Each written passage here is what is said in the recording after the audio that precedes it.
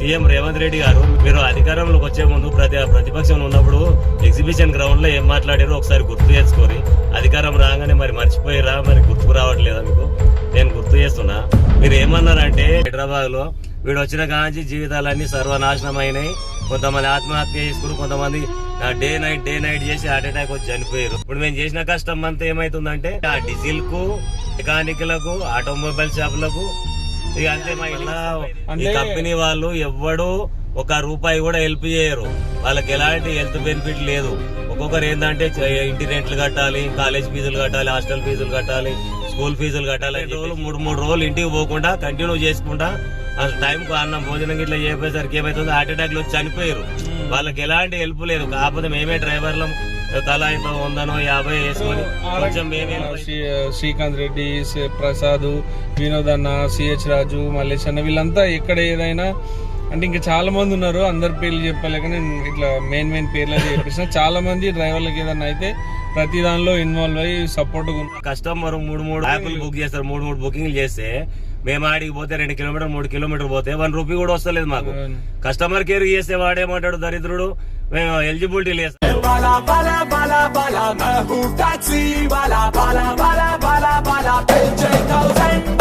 Hello friends, welcome back to our channel. Good morning అందరికి. ఈరోజు మంచి టాపిక్ అయితే నేను మీ ముందుకు తీసుకొచ్చిన. అదేంటిదంటే డైలీ ఓలా, ఊబర్, ర్యాపిడో నడిపే డ్రైవర్ల యొక్క సిచ్యువేషన్ ఎట్లుంది, అసలు ర్యాపిడో, ఓలా, ఊబర్ వాళ్ళు డ్రైవర్లను ఎంత ఇబ్బంది పెడుతున్నారు అనేది ఒకసారి అన్న మాటలు తెలుసుకుందాం. నేను యూట్యూబ్ స్టార్ట్ చేసినప్పటి నుంచి నాకు యూట్యూబ్ లో ఎట్లాంటి వీడియోలు చేయాలి మంచి సజెషన్ ఇస్తుండే. ఆ అన్న మాటల్లో ఒకసారి మనం ఏం జరుగుతుంది ఏంది. నేనైతే 1 year ఇప్పుడు ఆల్మోస్ట్ మనం ఎట్టిగా తీసుకున్నాం, మీకు తెలిసిందే. సో ఎట్టిగా తీసుకున్నప్పటి నుంచి నేనైతే వీడియోలు చేస్తలేను. సో ప్రజెంట్ అయితే అన్న కంటిన్యూషన్ లో ఉన్నాడు కాబట్టి, ఓలా, ఊబర్, ర్యాపిడో నడుపుతున్నాడు కాబట్టి ప్రజెంట్ సిచ్యువేషన్ ఎట్లుందో అన్నని అడిగి తెలుసుకుందాం. అన్న నమస్తే. ఎట్లుంది సిచ్యువేషన్ ఓలా, ఊబర్? ఏందన్నా దారుణంగా ఉంది పరిస్థితి. ఫస్ట్ వీడు ర్యాపిడో రాకముందుకు ఓలా, ఊబర్ లా ఎట్లుండ అంటే ఒక 20-25% కమిషన్ తీసుకునేది. ఆ కమిషన్ గురించే చాలా మంది బాధపడ్డాం, కమిషన్ ఓవర్ గా తీసుకుంటారు అని చెప్పేసి మీడియాల దగ్గర పోయినాం, ప్రభుత్వం దగ్గర పోయినాం, అయితే స్ట్రైకులు చేసినాం, అన్ని జరిగినాయి. ఈ మధ్యలోనే వీడు ఏం చేసిండంటే ఈ ర్యాపిడో వాడు మధ్యలో దూరి నేను 0 కమిషన్ ఇస్తా, 30 రూపీస్ పర్ కిలోమీటర్ ఇస్తాను. ఇప్పుడు 30 రూపీస్ కిలోమీటర్ ఇవ్వట్లేదు వాడు. స్టార్టింగ్ లో మంచిగానే ఇచ్చిండు, 0 కమిషన్ కూడా ఒక 4 నెలలు మెయింటైన్ చేసిండు దరిద్రుడు. తర్వాత రీఛార్జ్ సిస్టమ్ పెట్టిండు. ఇప్పుడు 1000 రూపీస్ టార్గెట్ చేయాలనుకుంటే 82 రూపీస్ ఛార్జ్ చేస్తున్నాడు. మరి ప్రైస్ ఎంత ఇస్తుండు అంటే 120 రూపీస్ మినిమం పెట్టిండు. ఇక ఒక్కొక్క బుకింగ్ అట్లా 120 రూపీస్ లా 10 కిలోమీటర్ పికప్ డ్రాప్ కలిపి 10 కిలోమీటర్ ఇస్తాడు. 12 కిలోమీటర్ అంటే అన్న అప్పుడు ర్యాపిడో ఇప్పుడు ఓలా, ఊబర్ తో చూసుకుంటే మరి బెటర్ గానే అనిపిస్తుంది కదా అన్న. బెటర్ ఎక్కడిది దాని అట్లా కాదు. ఓలా, ఊబర్ లో ఏంటంటే ఇప్పుడు 200 ట్రిప్ ఇచ్చి దాని కమిషన్ 100కి 25 రూపాయలు లేదు. అట్లా లేకుండా అలా మినిమం బేస్ అదే 350, 400, 500 ఉండేది. ఎగ్జాంపుల్ ఒక హైటెక్ సిటీకి మార్నింగ్ ఏబీ ట్రాఫిక్ ఉంటది, హైటెక్ సిటీకి మినిమం అలా వాడు 20% తీసుకున్నా కూడా మనకు 600, 550 వచ్చేది. ఇప్పుడు ఈ దరిద్రుడు ఏమైనా ర్యాపిడో పాడుకోవడం ఏం చేస్తున్నాడంటే మనకి ఇచ్చేది ఎంత 250, 300. ఇక మనకి సర్చ్ టైం లేదు, మనకి ఏది ఉండదు. బుకింగ్ ఎట్లుంటది అంటే ఇవాళ బుకింగ్ తీసుకొని రేపు డ్రాప్ చేసినా కూడా అదే ప్రైస్. మళ్ళీ ఇంకోటి వెయిటింగ్ చార్జెస్ లేదు వీని దగ్గర, లేట్ చార్జెస్ అనేది ఉండదు, ఫేర్ అనేది ఏది కరెక్ట్ లేదు. వీనంత దోపిడి దొంగ ఎవ్వడు లేడు ఏ హైదరాబాద్ లో. వీడు వచ్చిన కాంచి జీవితాలన్నీ సర్వనాశనం అయినాయి, కొంతమంది ఆత్మహత్య చేసుకుని, కొంతమంది డే నైట్ చేసి హార్ట్ అటాక్ వచ్చి చనిపోయారు చాలా మంది. వీళ్ళ దగ్గర ఏదైనా యాక్సిడెంట్ అయితే రెస్పాన్సిబిలిటీ ఉండదు. ఎవరైనా కస్టమర్ కంప్లైంట్ చేయగానే వెంటనే రియాక్ట్ అవుతాడు. మనం ఏదైనా కంప్లైంట్ చేస్తే సార్ మేము కంప్లైంట్ తీసుకుంటున్నాం అంటాడు, నేను ఫీడ్బ్యాక్ తీసుకుంటున్నా అంటాడు. కాల్ బ్యాక్ చేసేవాడు ఎవరు లేడు. ర్యాపిడో అంత దరిద్రం అంటే ఇప్పుడు మాకు ఎంత అదృష్టం పట్టింది, అదృష్టం లేకపోతే దరిద్రం పట్టింది వీడు ర్యాపిడో వాడు. ర్యాపిడో వాడు బంద్ చేయాలి, లేకపోతే మినిమం ఎంత 10 కిలోమీటర్ లోపు ఒక 250, 300 ఉంటుంది అన్న. అట్లానే పెట్టాలి. 120 పెట్టిండు వీడు. వీడిని చూసి ఓలా, ఊబర్ వాడు ఇంకా తగ్గిస్తారు. వీడు ర్యాపిడో వాడే మెయిన్ ప్రాబ్లం ఇక్కడ తెలంగాణలో. ఇప్పుడు వేరే రాష్ట్రాలలో మంచిగా కర్ణాటక కానీ, ఢిల్లీ కానీ, బొంబాయి కానీ, కలకత్తా కానీ. రీసెంట్గా మా ఫ్రెండ్ పోయిండు కలకత్తాకు. ఆయన అటు అన్న ఇక్కడ బైక్ నడుపుకుందాం, దాన్న బైక్ నడిపితే హ్యాపీగా బతుకోవచ్చు, ఫుల్ ఫేర్ వస్తుంది అన్న 100-150 మినిమం వస్తుంది బైక్ అని అంటుంది. మరి ఇక్కడ ఏమైంది దరిద్రులకు, మరి హైదరాబాద్ అంటే తెలంగాణ అంటే అంత బలహీనుల. మళ్ళీ ఇంకోటి ఆ బుకింగ్స్ తీసుకోవద్దంటే కూడా చాలా మంది తీసుకుంటారు. 120-150 తీసుకొని కస్టమర్ దగ్గర వాల్యూ లేకుండా పోతుంది. ఇంకొకటి వీడు ఒక్కొక్క కస్టమర్ 3 యాప్లు బుక్ చేస్తారు, 3 బుకింగ్లు చేస్తే మేము ఆడికి పోతే 2 కిలోమీటర్ 3 కిలోమీటర్ పోతే 1 రూపీ కూడా వస్తలేదు మాకు. కస్టమర్ కేర్ చేస్తే వాడేమంటాడు దరిద్రుడు, మేము ఎలిజిబిలిటీ లేదు సార్. ఎలిజిబిలిటీ లేకపోతే వాడు అయ్యిస్తాడా మాకేమైనా డీజిల్ పైసలు, పెట్రోల్ పైసలు? మాకు టైం వేస్ట్ అవుతుంది, వాళ్ళు ఒక 1/2 అవర్ టైం వేస్ట్ అవుతుంది, ఫ్యూయల్ వేస్ట్ అవుతుంది. మళ్ళీ కస్టమర్లు 3 బుకింగ్లు చేస్తారు, 3 బండ్లు బుక్ చేసుకున్నాక మినిమం ఓలా ఊబర్ దానిలో 80 రూపీస్ 100 రూపీస్ 60 రూపీస్ చార్జెస్ ఉంటాయి. వీడు రూపాయి కూడా ఇస్తలేడు ర్యాపిడో వాడు. అది అట్లా ఎందుకు రానంటే ఎలిజిబిలిటీ లేదంటాడు. ఎలిజిబిలిటీ లేకపోతే మరి వాడిని అయ్యిస్తాడా, ర్యాపిడో అయ్యిస్తాడా, ర్యాపిడో బాబిస్తాడా? మరి అది కరెక్ట్ కాదు కదా. కొంచెం సిగ్గు శరం ఉండాలి. 4 కిలోమీటర్లు పికప్, 12 కిలోమీటర్లు డ్రాప్, ఏసీ అంట 260 రూపాయలు వేస్తుడు. ఇప్పుడు హెవీ ట్రాఫిక్ ఉంటది, 1 గంట అన్న పడుతుంది, గంటల 2 లీటర్ల డీజిల్ పోతే వానికి ఏమి ఇయ్యాలి? మేమేం సంపాదించుకోవాలి, వానికి ఏమి ఇయ్యాలి కమిషన్?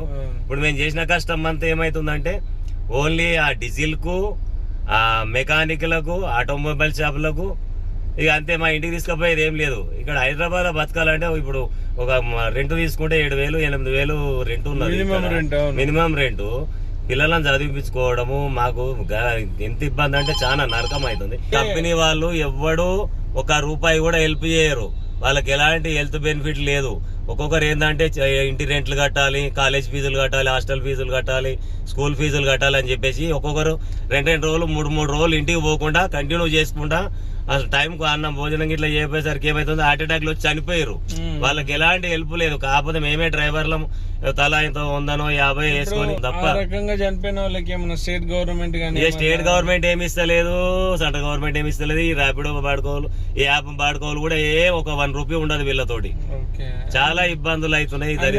మన డ్రైవర్లు కూడా ఏదైనా స్ట్రైక్ చేసినప్పుడు యూనిటీ అనేది ఫామ్ చేస్తలేరు. యూనిటీ ఫామ్ అంటే కొంతమంది ఏమంటారు అంటే మెయిన్ లీడర్లు అమ్ముడు పోయినట్టు, మరి వాడు తీసుకున్నాడా తీసుకోలేదా మనకు తెలియదు.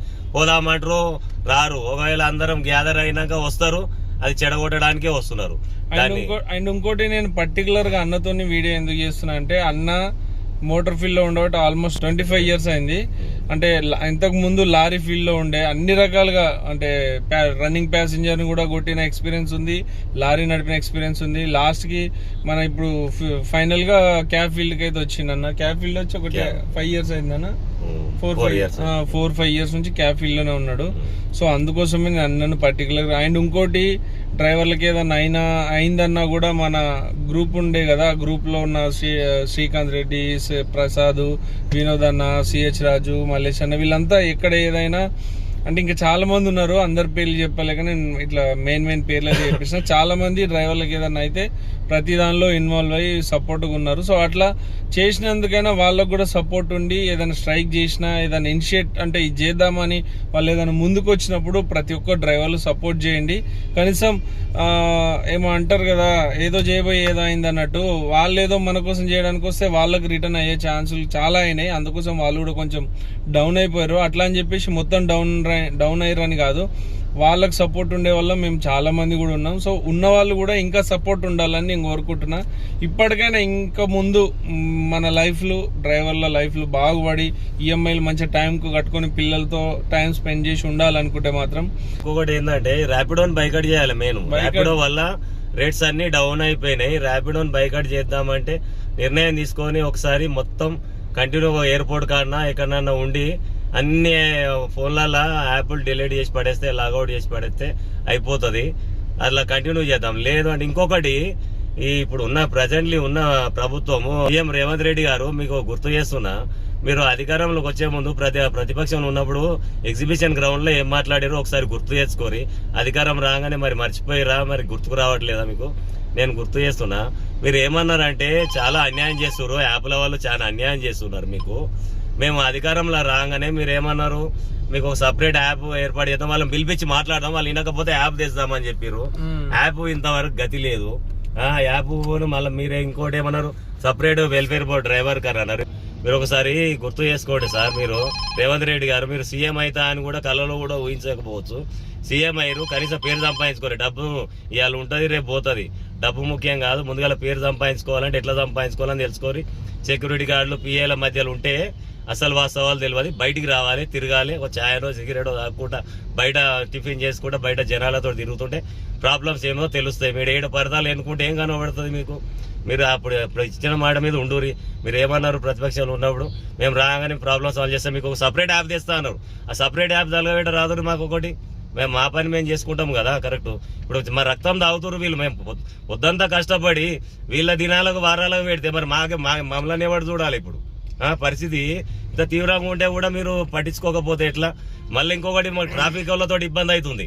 ఎక్కడ పడితే అక్కడ బోర్డ్స్ ఉండవు, రోడ్ చక్కగా ఉండదు. అక్కడికి వచ్చి ఫోటోలు తీసుకుంటూ పోతారు. అన్నం తింటుంటే ఫోటోలు తీస్తారు, టాయిలెట్ పోతే ఫోటోలు తీస్తుంటారు, టిఫిన్ చేస్తుంటే ఫోటోలు తీస్తారు. ఒక్కొక్కరు ఇష్టం వచ్చినట్టు అడ్డదిడ్డంగా చలాన్లు వేయడం కూడా కరెక్ట్ కాదు. సంపాదించేదే అంతంత మాత్రం అలా మీరు సగం దోపిడి మీరే చేస్తుంటే ఎట్లా చెప్పండి మీరు? కరెక్ట్. ట్రాఫిక్ వాళ్ళు కూడా మాకు ఇంకొకటి రైల్వే స్టేషన్ల కాడ బస్ స్టాండ్ల కాడ కూడా మాకు వాల్యూ ఇవ్వట్లేదు. క్యాబ్ అనగానే చులకనగా చూసి ఫోటోలు తీస్తున్నారు. ఆటోలు అంటే పక్కకు పెట్టించుకుంటారు. మరి అంతా మాకు కూడా అక్కడ ప్లేసెస్ ఇవ్వాలి కదా ఆపుకోవడానికి. మేము డ్రాప్ చేస్తుంటే కూడా ఫోటోలు తీస్తారు, పికప్ చేసుకుంటే కూడా ఫోటోలు తీస్తే ఇంతవరకు కరెక్ట్? మీరేదో తాగుబోతు ప్రభుత్వం పోయింది, ఆ తాగుబోతోడు పోయిండు, మీరు వచ్చిన కన్నా మంచిగా అయితే అంటే మీరు విచ్చలవిడి ఇంకా చలాన్లు వేస్తారు. ఆ రోడ్ల దరిద్రంగా ఉన్నాయి. ఆ రోడ్లు కూడా సరిగ్గా పట్టించుకుంటలేరు. ఆ రోడ్లన్నా సరిగ్గా పట్టించుకోరి. రోడ్లు సరిగ్గా వరకు చలాన్లు ఇష్టం వచ్చినట్టు చలాన్లు వేయడము, ఇష్టం వచ్చినట్టు ఎక్కడ నాన్ లోకల్ వెహికల్ తిరుగుతున్నాయి ఇష్టం వచ్చినట్టు. ఎక్కడెక్కడ వెహికల్లో తిరుగుతాయండి. ఇక్కడ వచ్చి ఇక్కడ లోకల్ వెహికల్ లోకల్ వెహికల్ పట్టుకుంటారు కానీ నాన్ లోకల్ వెహికల్ పట్టుకోవట్లేదు. ఇప్పుడు ఏంది ఎన్ని స్టేట్లు ఉన్నాయి, అన్ని స్టేట్ల బండ్లు ఇక్కడ తిరుగుతున్నాయి. మేము పట్టిస్తే కూడా మీరు కేసులు రాయమంటే రాస్తలేరు. మాకు పైనుంచి ఆర్డర్స్ లేవండి అని అంటున్నారు. అది కరెక్ట్ కాదు. నాన్ లోకల్ వెహికల్ ముఖ్యంగానైతే ఆంధ్ర వెహికల్ బాగా వస్తున్నాయి. తెలంగాణ తెచ్చుకున్నది మనం ఏదో అందరినీ బతికేయడానికి కాదు, మనం బ్రతకడానికి తెచ్చుకున్నాము తెలంగాణ. ఏ వాళ్ళు పడితే వాళ్ళు ఇక్కడ వెళ్ళడానికి లేదు. ఇప్పుడు నాకు తెలిసి మాత్రం తెలంగాణ పేరుకే వచ్చింది కానీ మనం అయితే వెళ్తుంటే మనకేమనిపిస్తలేదు. మీరైనా జర కళ్ళు తెరిచి చూడురి, ఇప్పటికైనా అర్థం చేసుకోరి పరిస్థితులు. లోకల్లో ఎంతమంది ఉన్నారు, నాన్ లోకల్ వాళ్ళు ఎంతమంది ఉన్నారు. ప్రైవేట్ డిపార్ట్మెంట్లలో కూడా వేరే రాష్ట్రం వాళ్ళు ఆంధ్ర వాళ్ళే ఉన్నారు. మా వాళ్ళు ఎక్కడ ఉండలేరు. కొంచెం ఇప్పటికైనా ఆలోచించి మాకు డ్రైవర్లకు న్యాయం చేయరు. చాలా ఇబ్బంది పడుతున్నాం. రోజు 16 గంటలు 18 గంటలు చేస్తే 1000 రూపాయలు మిగులుతలేవు. ఆటో కన్నా ఆటో ఇటో అంత మిగులుతున్న మెయింటెనెన్స్ ఉంటాయి. మేము వేల మెయింటెనెన్స్ పెట్టి రోజు 1000 రూపాయలు డీజిల్ కొట్టి గవర్నమెంట్ ట్యాక్సులు కట్టుకుంటా మాకు రూపాయి మిగిలకపోతే ఏం లాభం చెప్పు? మినిమం బేస్ ఛార్జెస్ అనేది ఉండాలి. మినిమం బేస్ ఛార్జెస్ అంటే 10 కిలోమీటర్ లోపు 250 మెయింటైన్ చేయండి. ఏసీ అయితే 100 మెయింటైన్ చేయండి. లేదంటే 250 అయినా పెట్టి ఉండే 10 కిలోమీటర్ లోపు క్యాన్సర్ అని పెట్టండి మినిమం క్యాన్సర్ చార్జెస్. సో చూసిరు కదా, ఒక్క డ్రైవర్ ని కదిలిస్తేనే ఇన్ని రకాల బాధలు, ఇన్ని రకాల చెప్తున్నాడు. సో అట్లాది ప్రతి ఒక్క డ్రైవర్ అయితే ఇంకెన్ని ప్రాబ్లమ్స్ వస్తాయి, ఇంకెన్ని అవి చెప్తారు. సో ఆలోచించి ముందడుగు వేయండి. అండ్ ఇంకోటి అన్న చెప్పింది కరెక్టే అనుకుంటే ప్రతి ఒక్కరికి మీరు షేర్ చేయండి. సీఎం దేరేదాకా మాత్రం ఈ వీడియో షేర్ చేయాలి. వాళ్ళు ఇచ్చిన మాటలు ఏంది, ప్రజెంట్ చేస్తున్నది ఏంది అనేది. So thank you so much ప్రతి ఒక్కరికి. అండ్ ఇట్లానే సపోర్ట్ చేస్తూ ఉండండి. అండ్ ప్రతి ఒక్కరు యూనిటీగా ఉండాలని కోరుకుంటున్నా. జై డ్రైవర్ అన్న, జై డ్రైవర్.